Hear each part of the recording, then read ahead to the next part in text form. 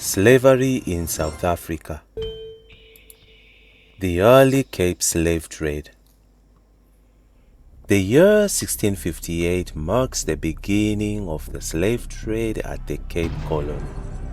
During the first 4 years of the Dutch East India Company (VOC) settlement at the Cape, only a small number of personal slaves had reached the Cape, mostly by accompanying their owners from Batavia until they were sold at the Cape. For 4 short years, the Cape Colony had not played any part in the global slave trade. This all changed when, on 28 March 1685, the Dutch merchantman, the Amersfoort, anchored at the Cape with a cargo of 174 slaves. The Amersfoort's arrival in Table Bay, with slaves in its hold, firmly brought the Cape Colony into the fold of one of the most terrible institutions of the last centuries, the slave trade.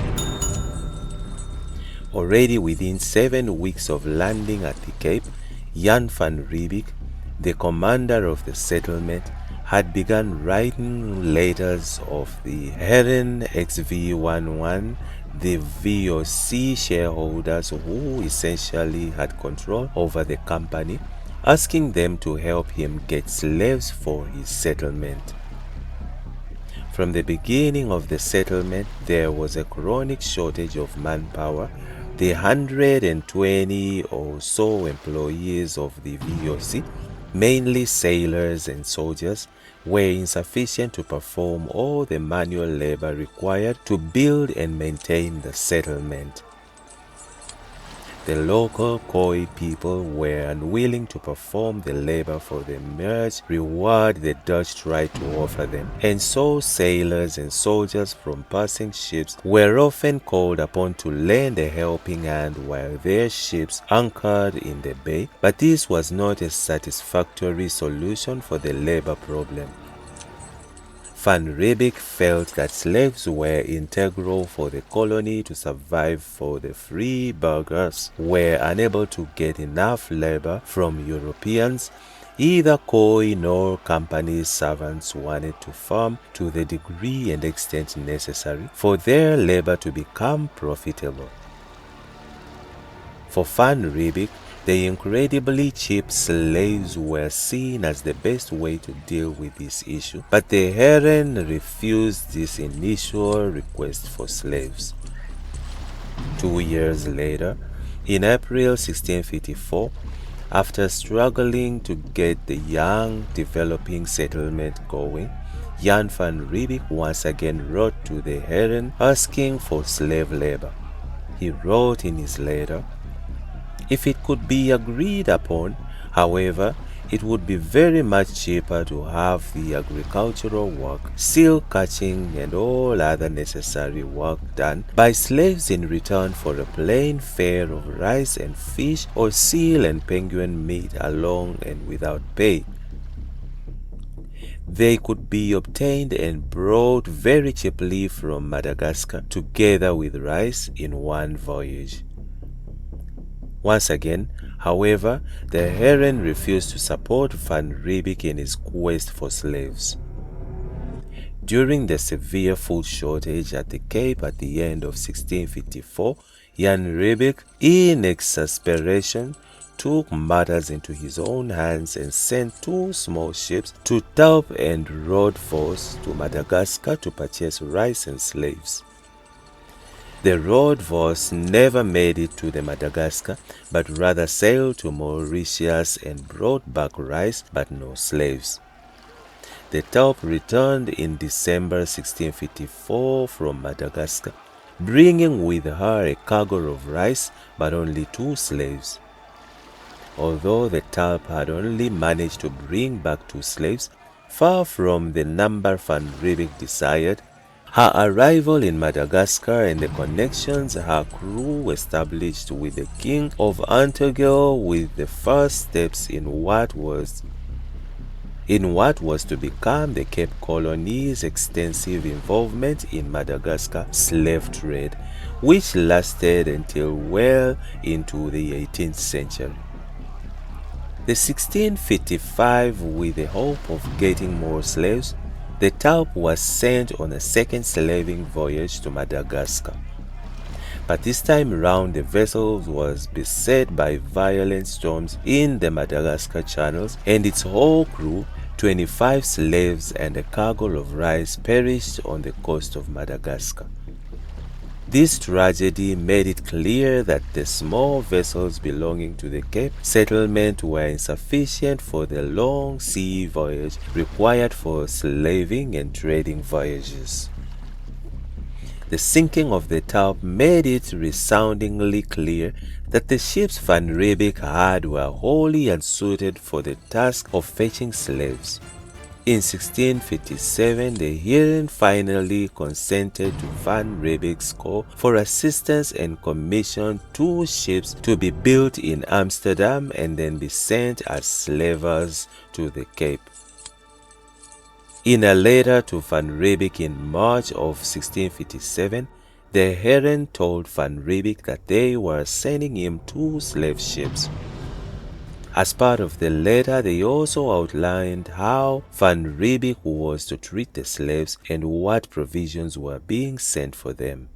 That you may not be at loss what to do when such a large number of slaves is suddenly brought to you from the west coast, we have provided you with sufficient provisions shipped in the 2 yachts, as a large number of casks will be required to carry water for the slaves.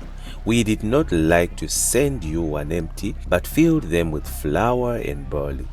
You were to order from India some clothing for the slaves. For us you received some coarse cloth to protect them against the cold. 80 or 100 slaves may be kept by you at the Cape, the rest of the slaves to Batavia with the various ships, after having been thoroughly refreshed at the fort. The best and strongest are to be sent, the weak ones, should there be any, you are to keep back for yourself. You are to treat the slaves well and kindly, to make them the better accustomed to and well disposed towards us. They are to be taught all kinds of trades, that in course of time the advantage of such instruction may be beneficial to yourselves and a large number of Europeans excused. They are also to be taught agriculture, as it would be too expensive to feed such a lot of people from Holland and India. Armed with barrels of flour and barley, the Hasselt and the second slaver ship set sail from Amsterdam for the Cape. But, as fate would have, these 2 vessels, sent by the Heeren specifically to begin the slave trade at the Cape, would not in fact bring the first shipment of slaves to the Cape. It was instead the merchant ship, the Amsterdam, which was never intended to carry slaves, which brought to the Cape her first tasteful shipment of slaves. On 23 January 1658, the Amersfoort, which had left the Netherlands in October the previous year, came across the Portuguese slaving vessels off the coast of West Africa. The Portuguese ship was old and cumbersome, and the Dutch managed to easily board and capture her. Stuck in the hold of these creaky old slaving vessels were 500 male and female Angolan slaves being taken to be sold in the slave markets of Brazil.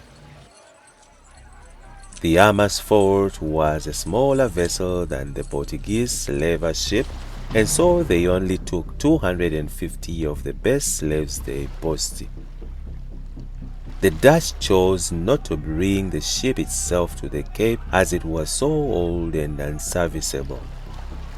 What this means for the fate of the 250 slaves that were left on this old ship is unclear. With its price of 250 slaves, the Amersfoort set sail for the Cape, arriving in Table View on 28 March 1658, the day on which the Cape Colony became a slave trading colony.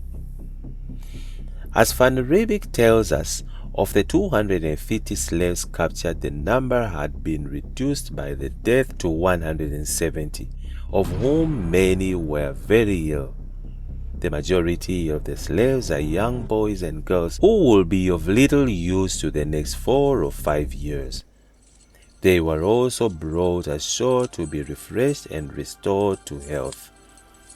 Later in the year, on 6th May, the Hasselt, one of the slavers sent by the VOC, finally arrived in Table Bay with its own shipment of slaves. On board the Hasselt were 228 slaves brought from the coast of Guinea, in particular the kingdom of Dahomey.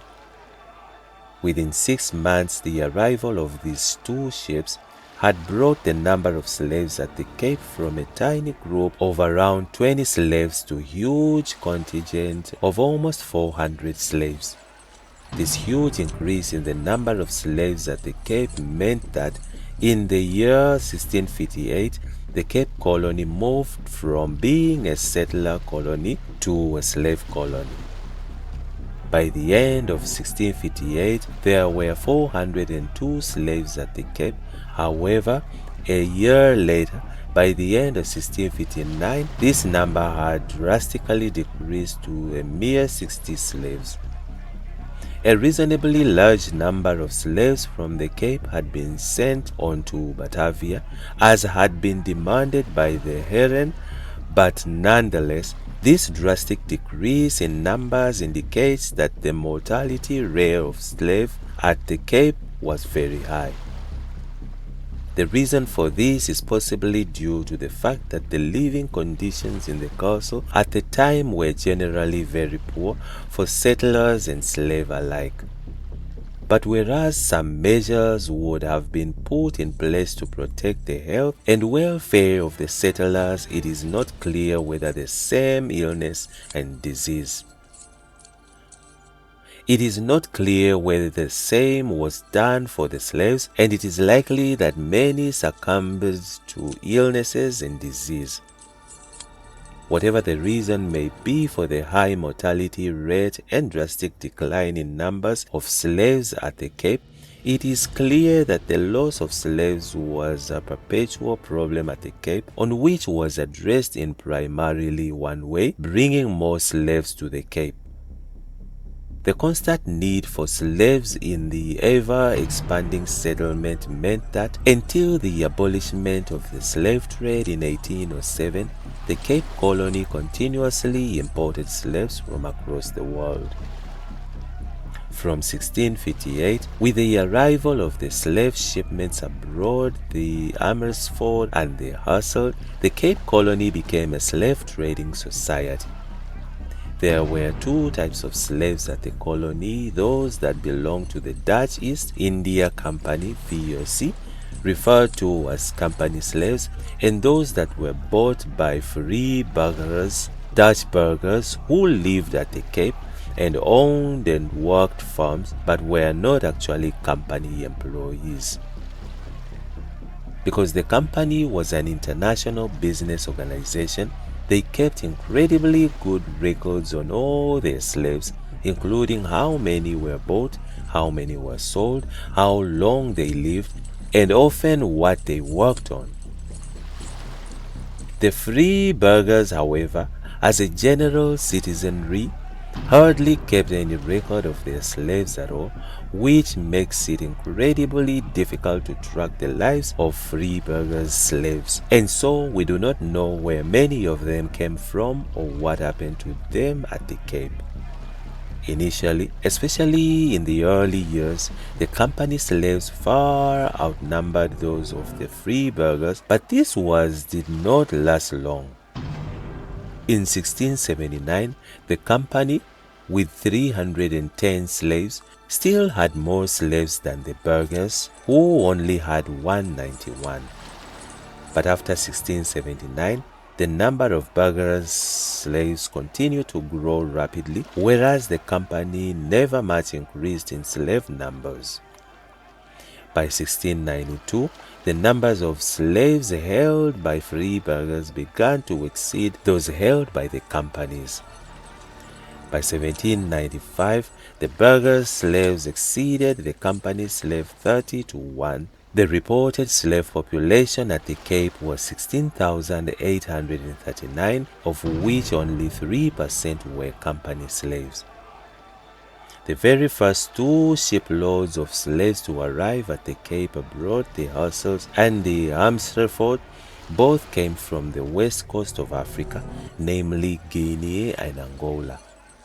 But these slaves' shipments were, in fact, with the exception of a few individuals, the only West African slaves to be brought to the Cape during VOC rule. The vast majority of Cape slaves came from Madagascar, the Indian subcontinent, and Southeast Asia.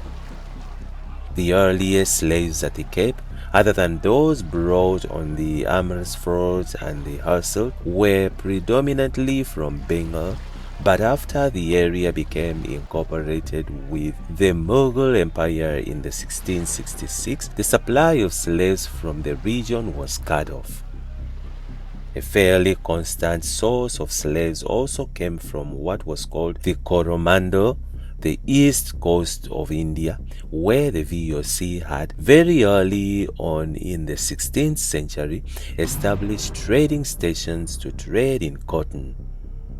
When there was war or famine in the Coromandel region, the slave trade would boom as prisoners of war or excess family members were sold off into slavery.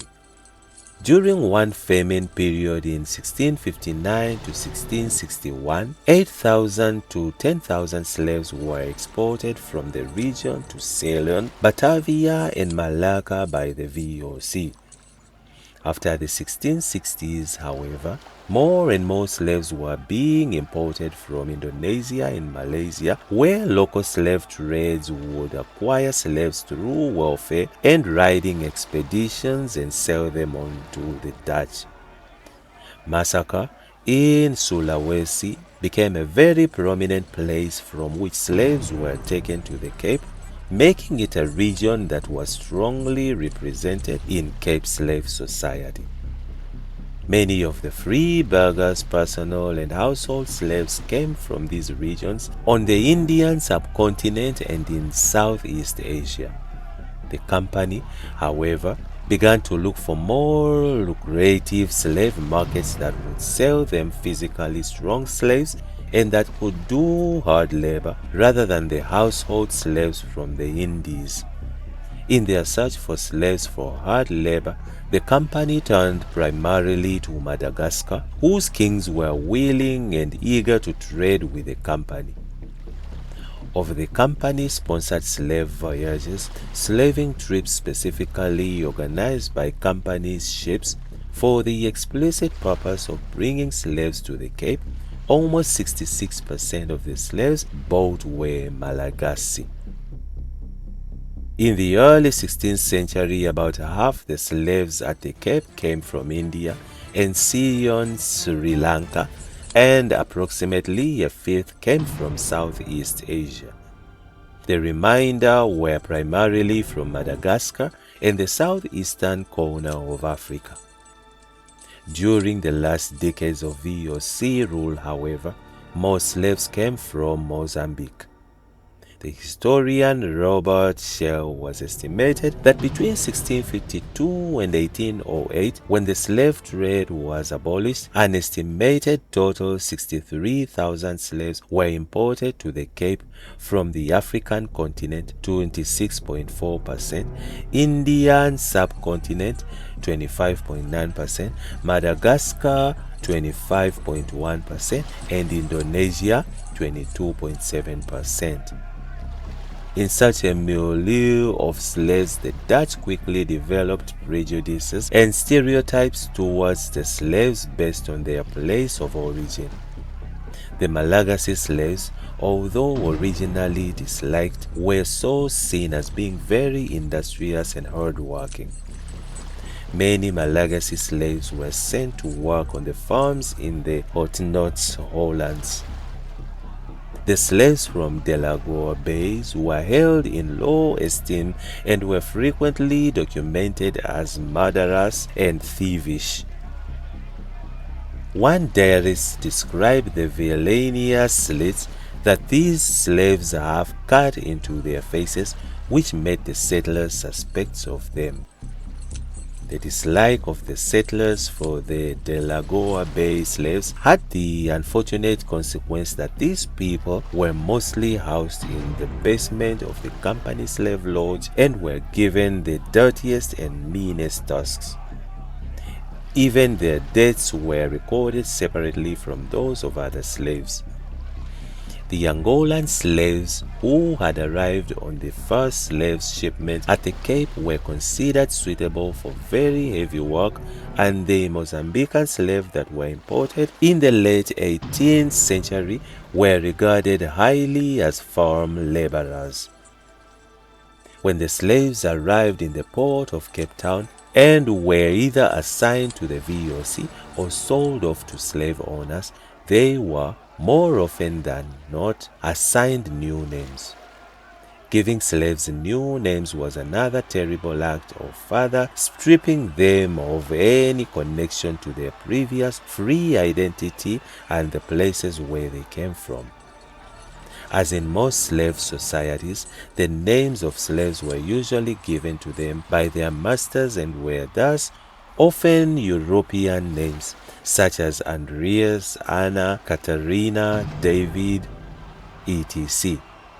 Other names that slaves were given were, however, distinctly slave-type names, names which were given almost exclusively to slaves, such as Augustine, Fortune, Corindon, Cupido, Scipio, Titus, Okatvia, and so forth. In a twist of irony, these names hark to the great figures of Roman and Greek history and mythology. The company, however, tended not to change the names of their slaves, particularly not those purchased in Madagascar, and so the Malagasy names such as Ladia, Lambo, Radzi, Kalim, Rondel, Ignore, and so forth abound in the company books. All the above names paper the VOC logbooks in which the names of the newly arrived slaves were registered. How the slaves came to Cape Town. The slaves that came to the Cape were brought here in three ways. Firstly, through voyages sponsored by the Dutch East Indian Company's VOC, which sent slaves shipped from the Cape primarily to Madagascar and outlets of the southeastern coast of Africa. Secondly, through VOC returns fleets sailing from Ceylon, present-day Sri Lanka, and the East Indies back to the Netherlands and bringing a few personal slaves from that region with them. And lastly, from foreign slaver en route to the Americas from Madagascar, Mozambique, and East Africa, who sometimes sold a few slaves in the Cape before heading off to the great slave markets of the Americans. Because the VOC was an international business organization, it kept very good track of all its records, including exactly what ships went on slaving voyage, whether they went on, how many slaves were brought to the Cape Colony. Therefore, the VOC slave voyages present us with the most accurate data we have on the Cape slave trade. The free burghers, members of the Cape settlements who were not VOC employees, actually purchased and owned far more slaves than the company ever did, but as burghers they did not keep very good records of their slaves, and so it is hard to know exactly how many slaves the burghers brought and where they came from. This has meant that the historically records of slavery at the Cape has been heavily skewed towards the slaves of the VOC. The VOC slaving voyages. For many years, Jan van Riebeeck had been begging the Heeren to send him seaworthy VOC ships so that he could begin building up the direct slave trade between the Cape and the neighboring African states. Eventually, in 1658, the Heeren capitulated and sent Van Riebeeck 2 boats, marking the beginning of the VOC-directed slave trade at the Cape. The VOC slaving voyages were the primary source of company slave at the Cape and also an important source of slaves for the free burghers.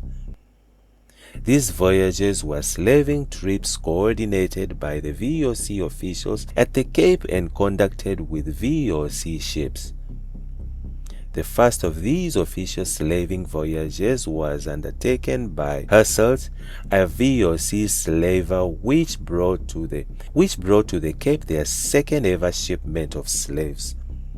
During an almost 150-year period of rule and colonization, the VOC sent out a total of around 40 slaving voyages from the Cape, which brought around 4,300 slaves to the Cape Colony.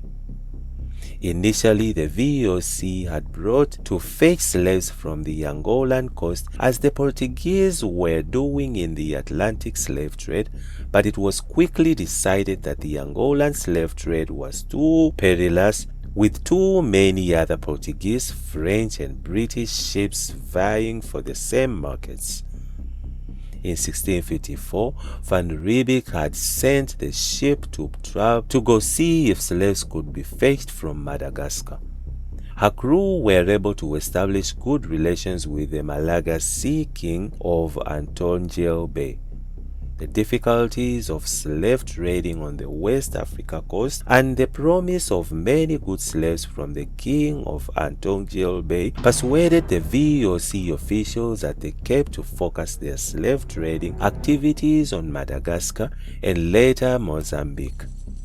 Although the Indian Ocean slave trade was the primary slave trading route of the Dutch, it was still only 15 to 30% of the size of the Atlantic Ocean slave trade, which shipped Africans from the west coast of Africa to the Americas.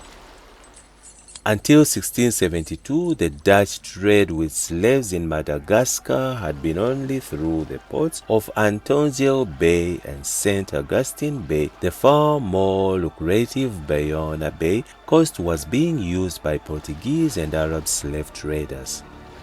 In 1673, however, the Dutch captured an English slaver, bringing its cargo of 184 Malagasy slaves and revealing to the Dutch the secret of the Boina Bay slave trade. For the next century, the Dutch sent slavers quite regularly from the Cape to Bayona Bay and other Malagasy coasts and ports, establishing a proper slave trade route between Madagascar and the Cape. The slave trade, although seemingly profitable, carried high risks. An adult slave could be bought in East Africa, primarily Madagascar, for between 20 and 30 rix dollars. They could then be sold for 3 to 4 times that price at the Cape. The overheads of these voyages and the dangers of them mean that the profits from the slaves were far less. Although almost all slaves taken and brought by the company on company slaving voyages were intended as company property, the records seem to indicate that a number of company slavers and employees engaged in a private trade in slaves in order to bolster their earnings and to reward them for the danger of their slaving expeditions. This private trade was not allowed by company rules and so was kept off the books. Some historians have argued that this means that the numbers of slaves captured per voyage actually are likely to exceed those documented. And that's it from Injibs Network. Stay tuned to our celebrity and gossip news.